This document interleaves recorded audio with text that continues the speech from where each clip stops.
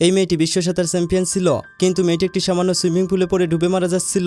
কিন্তু মেয়েটির পাশে দাঁড়িয়েছিল বহু ধনী এবং ক্ষমতাধর মানুষ, কিন্তু কেউ তাকে বাঁচানোর সাহস করে না।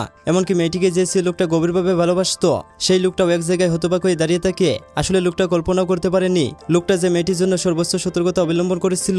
সেই সাঁতার চ্যাম্পিয়ন মেয়েটি সামান্য পানিতে পড়ে ডুবে যাচ্ছিল, কিন্তু ঠিক তখনই সে হঠাৎ করে বুঝতে পারে এই মহিলা আসলে আসল সাঁতার চ্যাম্পিয়ন কুইন বার্ড নয়, সে ছিল নকল সাঁতার চ্যাম্পিয়ন।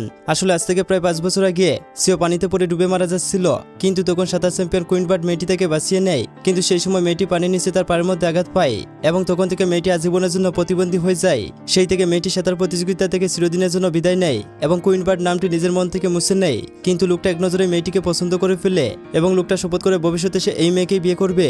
কিন্তু তারপরে দেখা যায় তারা দুজনেই পারিবারিক সম্পর্কের কারণে বিবাহ বন্ধনে আবদ্ধ হয়। কিন্তু লোকটা জানতেই পারেনি তার বউ আসলে তার সেই জীবন রক্ষাকারী কুইন বার্ড ছিল, কারণ লোকটা সেই সময় মেয়েটির মার্কসের জন্য চেহারা দেখতে পারেনি। এবার তো ভিডিওতে লাইক করে দাও।